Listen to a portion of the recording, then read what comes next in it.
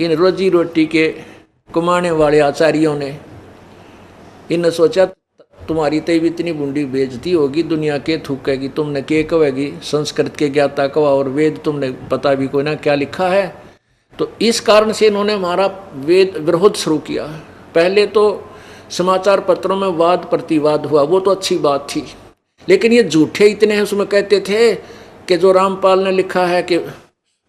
8वें यजुर्वेद के 8वें अध्याय के 13वें मंत्र में पाप काटने का लिखा, कहते तो मित्र के बारे में लिखा है, भगवान के बारे में नहीं। अब जन साधारण तो इतना प्रभावित है इस दयानंद जी की थोड़ी के सुनी सुनाई महिमा से कि महर्षि दयानंद जैसा विद्वान नहीं, वेदों का ऐसा उनके सिवा वेदों का जानने वाला नहीं। तो इस कारण से जन साधारण के मन में यह बात घर करी रही कि रामपाल तो संस्कृत नहीं जानता और दयानंद जी संस्कृत के विद्वान पुरुष थे, वो ही वेदों को सही जान सके, इसलिए रामपाल झूठ बोल रहा। तो यह जचगी जनसाधारण के। तो इस अज्ञान को हटाने के लिए दास ने प्रोजेक्टर का सहारा लिया कि आपको आँखें दिखा दूं कि दास आज तो सब शिक्षित हैं, अनुवाद ये करके गए हुए हैं, इसमें संस्कृत की हमें जरूरत है कौन पढ़ने की, और कहीं त्रुटि है तो हम संस्कृत में भी देवनागरी लिपि है, हम उसको पढ़ भी सकते हैं, शब्दकोश से मिला भी सकते हैं, उसका अनुवाद स्वयं भी कर सकते हैं, क्योंकि हमारे पास तत्व ज्ञान है। तो पुण्यात्माओं फिर इन्हें देखा कि तो किसी तरह काबू में नहीं आता, तो फिर सोचा आश्रम नष्ट करो और इसको बर्बाद कर दो, इतनी झूठ बोल दो कि जनता इनसे नफरत करे, इनके शिष्य भी भाग जाएं। फिर इनको पता नहीं था कि मैंने ऐसे रंग में तोते की तरह रटा रखे मेरे बच्चों को, ये पृथ्वी इधर से उधर हो सकती है, ये मेरे से दूर नहीं हो सकेंगे, क्योंकि ऐसा ज्ञान पृथ्वी पर है ही नहीं, ये जाएंगे कहाँ। बंदी छोड़ दयाल जी तुम तक हमारी दौड़े, जैसे काग जहाज का भाई सूझे और नठोर।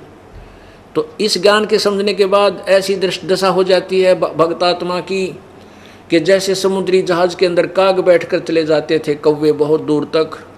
सुबह उनको पत्थर मारकर उड़ा दिया करते थे जहाज के चालक, ये देखने के लिए कि हम अपने जहाज की दिशा ठीक जा रहे हैं या नहीं, क्योंकि कौवे में एक विशेष गुण दिया प्रभु ने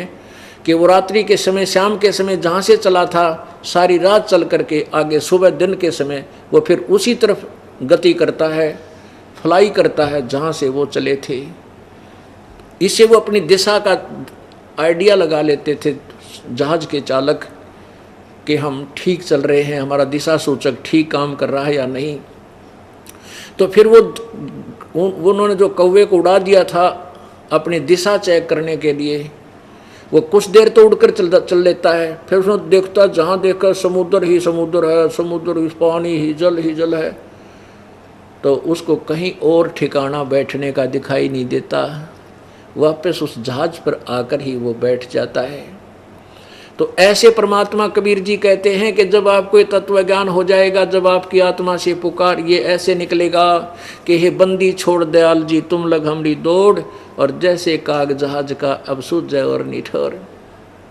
पहले से ज़्यादा शिष्य हो गए और पुराने वाले ज्यों के तो 100% परमात्मा के चरणों में बैठे हैं, और पहले से बड़ा आश्रम बना दिया बच्चों ने परमात्मा की कृपा से। तो पुण्यात्माओं ये परमेश्वर कबीर जी के वचन हैं कि बिचली पीढ़ी में, ये बिचली पीढ़ी शुरू होगी है, इसमें तत्व ज्ञान पूरे विश्व में जागा, कबीर भगवान का पूरा विश्व शांत होगा, पूरे विश्व में परमात्मा की महिमा का प्रचार होगा, सब जीव सुखी होंगे और परमात्मा प्राप्ति होगी।